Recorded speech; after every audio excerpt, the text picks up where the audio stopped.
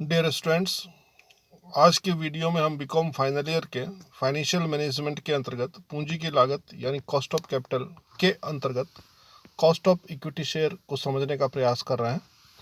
इससे पहले हमने कॉस्ट ऑफ डेब्ट और कॉस्ट ऑफ प्रेफरेंस को समझा था पिछले वीडियो में। आज के वीडियो में कॉस्ट ऑफ इक्विटी को समझने का प्रयास करेंगे। कॉस्ट ऑफ इक्विटी को जहाँ तक समझने का प्रश्न है तो कॉस्ट ऑफ इक्विटी ज्ञात करना थोड़ी सी टिपिकल हो जाती है। उसका कारण यह है कि इक्विटी पर लाभांश की दर पूर्व निर्धारित नहीं होती और इक्विटी अंशों पर जो अंशधारी कंपनी में विनियोग करने जाते हैं वो यह मान के चलते हैं कि कम से कम मार्केट में जो प्रत्याय की दर है उससे तो ज़्यादा हमें इक्विटी में मिलेगी, तब वो इक्विटी शेयर में पैसा इन्वेस्ट करते हैं। जब इक्विटी शेयर में पैसा इन्वेस्ट करते हैं और इक्विटी शेयर से वो जो लाभ की अर्जन प्राप्त करने की इच्छा रखते हैं और जितना डिविडेंड की एक्सपेक्ट करते हैं, वो डिविडेंड प्राप्त करने के लिए कंपनी को अच्छी मात्रा में लाभ प्राप्त करना होगा। तो समतांशों के कॉस्ट ऑफ कैपिटल के बारे में ये कहा गया है कि इक्विटी शेयर कैपिटल पर पूंजी लागत ज्ञात करना कठिन है क्योंकि इन अंशों पर दिए लाभांश की दर पूर्व निर्धारित नहीं होती तथा लाभांश देना अनिवार्य भी नहीं होता। कंपनी बाउंड नहीं है कि देगी ही देगी। समतांश पूंजी लागत रहित पूंजी की नहीं होती। प्रत्येक अंशधारी कंपनी से आसान्वित प्रत्याय दर की उम्मीद रखता है कि कम से कम इतना तो मिलेगा ही मिलेगा। यह दर पूंजी की लागत कहलाती है। पूंजी लागत ज्ञात करने के लिए दो विधियों का प्रयोग किया जाता है। कौन सी दो विधियां हैं? पहली विधि है लाभांश प्राप्ति विधि, डिविडेंड यील्ड मेथड। यदि हम डिविडेंड यील्ड मेथड की बात करें तो डिविडेंड यील्ड मेथड के अंतर्गत कॉस्ट ऑफ इक्विटी निकालने के लिए, कॉस्ट ऑफ इक्विटी यानी केई, तो केई निकालने के लिए हमने कहा है डीपीएस बट्टा एमपी इंटू 100, डीपीएस बट्टा एमपी इंटू 100। अब प्रश्न यह है कि डीपीएस क्या है? डीपीएस का मतलब होता है डिविडेंड पर शेयर, एमपी का मतलब है मार्केट प्राइस। ये सब कुछ मार्केट प्राइस बेस्ड हो गया क्योंकि विनियोग करने वाला बाजार से उम्मीद रखता है, बाजार से ज़्यादा लाभ की उम्मीद रखता है। यह विधि इस मान्यता पर आधारित है कि जब भी कोई विनियोगता किसी कंपनी के अंशों में अपनी बचतों को विनियोजित करता है तो कम से कम उसे बाजार से प्रभावित प्रत्याय के बराबर उसे भुगतान अवश्य प्राप्त होगा। ये मान के चलता है कि बाजार जितना तो मिलेगा ही मिलेगा, इसलिए अंशों के मूल्य को बाजार मूल्य से पंजीकृत किया गया है। इसलिए बात सारी मार्केट बेस्ड होती है। तो निकालने के लिए डीपीएस बट्टा एमपी इंटू 100, डीपीएस बराबर डिविडेंड पर शेयर, एमपी बराबर मार्केट प्राइस। दूसरी विधि है उपार्जन प्राप्ति विधि, earning yield method. Earning yield method पहला जो विधि थी वो तो लाभांश प्राप्ति थी, दूसरी थी उपार्जन। उपार्जन के अंतर्गत कितना अर्निंग कंपनी कर रही है। यह विधि इस मान्यता पर आधारित है कि अंशों का बाजार मूल्य विनियोजित पूंजी के विनियोजित मूल्य का प्रतिनिधित्व करता है। इसलिए प्रति अंश अर्जना यानी ईपीएस का अंश बाजार मूल्य से संबंध स्थापित करके समता अंश पूंजी की लागत ज्ञात की जाती है। यानी यहाँ पे एक नई चीज देखने को आपको मिलेगी, समझने को मिलेगी, वो मिलेगी ईपीएस यानी अर्निंग पर शेयर। कंपनी प्रति अंश लाभ कितना कमाती है। तो ईपीएस ज्ञात करने के लिए कंपनी साल भर में जितना भी पैसा कमाती है टोटल पैसे में नंबर ऑफ शेयर्स का भाग लगा देते हैं तो ये पता लग जाता है कि एक अंश कंपनी को इतने रुपए कमा के देता है। तो इसको ज्ञात करने का सूत्र है ईपीएस अर्निंग पर शेयर बट्टा एमपी मार्केट प्राइस इंटू 100। अब इन दोनों विधियों को अपन एक उदाहरण के माध्यम से समझने का प्रयास करते हैं कि दोनों विधियां किस प्रकार से न्यूमेरिकल क्वेश्चन में ज्ञात की जा सकती है।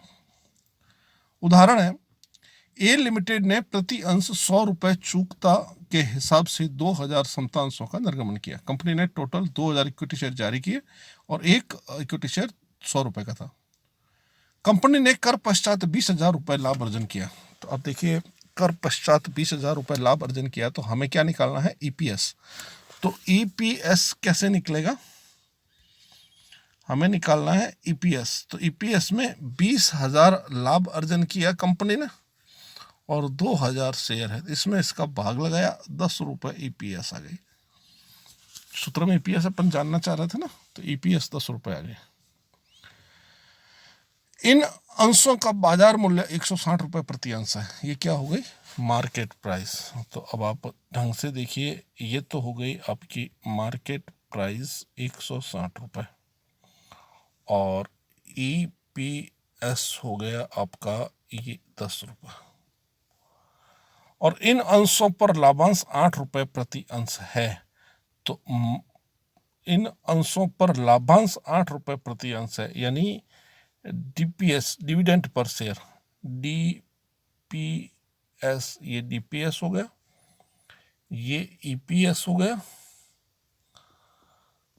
ठीक है ना, और ये अंशों का बाजार मूल्य 160 रुपये हो गया। अब आप सूत्र लगा लीजिए और क्वेश्चन को हल कर लीजिए। सूत्र लगा के क्वेश्चन को हल कैसे करेंगे अपन, पहला है cost of equity share dividend yield method के अंतर्गत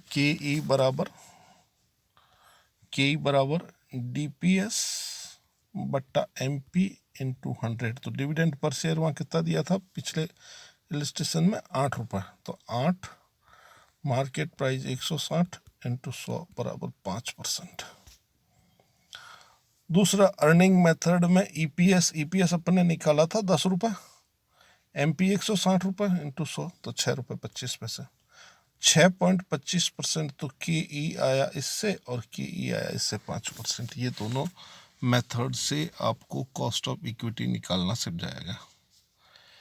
इसी कॉस्ट ऑफ इक्विटी में एक नई चीज समझाई जाती है, ग्रोथ,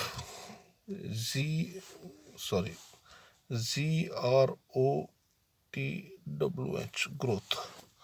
अब जब बात ग्रोथ की आती है तो ग्रोथ की रेट जो होती है वो प्रश्न में दी जाती है। यदि नहीं दी जाती है तो पर ईयर का डिविडेंड दिया जाता है। तो जितना भी सूत्र है, सूत्र के लास्ट में प्लस जी हो जाएगा, प्लस ग्रोथ हो जाएगी। ये नया तरीका है ग्रोथ का, अलग से प्रश्न आता है।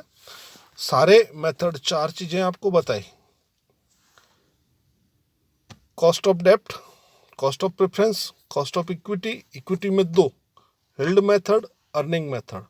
उन दोनों में ग्रोथ पीछे से ऐड होगी। ग्रोथ कैसे ऐड होती है ये मैं अगले उदाहरण में आपको समझाने का प्रयास करता हूं। ये देखिए, ये एक उदाहरण है जिसमें कहा गया बिरला जूट लिमिटेड के समता अंश पूंजी का बाजार मूल्य 135 रुपए है। ये इसकी 135 रुपए मार्केट प्राइस हो गई। क्लियर? कंपनी नए समता अंशों के निर्गमन से कोष एकत्रित करने पर विचार कर रही है। प्रति अंश निर्गमन मूल्य 10 रुपए है। अब ये निर्गमन मूल्य जो होते हैं ये मार्केट प्राइस में अपन नेट प्रोसीड निकालते हैं, तो इसमें से जो खर्चा होता है वो लेस हो जाता है। तो यहाँ मार्केट प्राइस 135 में से 10 रुपए घटाने के बाद पीछे 125 रुपए ही इसकी मार्केट प्राइस कहलाएगी। इसके बाद आगे का विगत वर्षों में कंपनी ने लाभांश का भुगतान निम्न प्रकार किया। अब लाभांश का भुगतान आप देखिए, पहले साल 3 रुपए प्रति अंश किया, फिर 3 रुपए 30 पैसे किया, फिर 3 रुपए 63 पैसे किया, फिर 3 रुपए 99 पैसे किया, फिर 4 रुपए 39 पैसे किया। तो ग्रोथ रेट प्रश्न में नहीं है, लेकिन प्रति वर्ष दिया गया लाभांश बताया गया है। तो इसके आधार पर हमें ग्रोथ रेट निकालनी होगी। कैसे? 3 रुपए और 3 रुपए 30 पैसे का अंतर आया 30 पैसे, और पिछले साल का रेट थी 3 रुपए। इसको 100 से गुणा करेंगे तो ये 10% आएगा। आप देखिए, दूसरे साल से तीसरे साल में अंतर निकालिए, अंतर आएगा आपका 33 पैसे। 3 रुपए 63 पैसे में से 3 रुपए 30 पैसे गए, पीछे कितने बचे? 33 पैसे। और पिछले साल की रेट थी 3 रुपए 30 पैसे, तो ये भी आएगा आपके 10 रुपए। उसके अगले साल का निकाल के देखिए, 3 रुपए 63 पैसे और 3 रुपए 99 पैसे, तो अंतर आया ये 36 पैसे का। और इसके पिछले साल की रेट थी 3063, तो ये भी आया 10%। तो इसका मतलब ये हुआ कि कंपनी के लाभांश की ग्रोथ रेट 10% है। जो ग्रोथ रेट 10% होती है वो सूत्र में लास्ट में एड ग्रोथ हो जाती है। तो हमें एड ग्रोथ करनी होगी। कैसे? कॉस्ट ऑफ इक्विटी बराबर डीपीएस बट्टा एनपी इंटू 100 प्लस ग्रोथ। अब डिविडेंड पर शेयर कितना था यहाँ पे? डिविडेंड पर शेयर ये कितना दे रहे थे? तो ये देखिए, लास्ट में हमने एक लाइन पढ़ी नहीं है। कंपनी अगले वर्ष प्रति अंश 5 रुपए लाभांश देने की प्रत्याय करती है। तो प्रति अंश लाभांश कितना दिया जा रहा है? 5 रुपए। तो डीपीएस कितना हुआ? ये डीपीएस हो गया 5 रुपए। नेट प्रोसीड आपको पहले बताया 135 रुपए इसकी थी, 10 रुपए इसका कॉस्ट है, तो नेट 125 रुपए होती है। जो नेट प्रोसीड होता है वही मार्केट प्राइस होती है। 135 रुपए टोटल है, पर 10 रुपए उसके खर्चे आ जाते हैं, निर्गमन के व्यय आ जाते हैं। तो निर्गमन के व्यय घटेंगे तो नेट मार्केट प्राइस 125 रुपए। तो 5/125 इंटू 100, तो 5/125 इंटू 100 करेंगे तो 4% आएगी। ग्रोथ रेट 10% ऐड हो गई तो टोटल 14% हो गई। इस प्रकार से इक्विटी के मेथड में दोनों चीजें हमें आनी चाहिए, held method, earning method. Held method निकालना होता है तो हमें ज़्यादा कुछ नहीं करना होता है।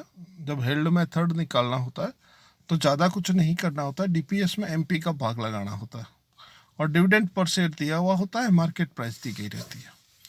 अब बहुत से प्रश्नों में मार्केट प्राइस भी नहीं दी गई रहती है, तो फिर ये प्रश्न इस विधि से नहीं होगा। फिर मार्केट प्राइस निकालने का अलग से एक सूत्र लगता है जो उसकी संबंध में सारी सूचनाएं उपलब्ध होनी चाहिए। अगर नहीं है तो most likely market price available होगी। डिविडेंड पर शेयर निकालने के लिए टोटल अर्निंग में टोटल शेयर का भाग लगा दीजिए, डिविडेंड पर शेयर आ जाएगा। टोटल लाभांश, लाभ कितना कमाया उससे आ जाएगा। तो इस प्रकार से के ई इससे भी निकल जाती है, के ई इससे भी निकल जाती है। अब रही बात ग्रोथ की, तो ग्रोथ यदि प्रश्न में दी गई है तो ग्रोथ को लास्ट में हम ऐड कर लेंगे।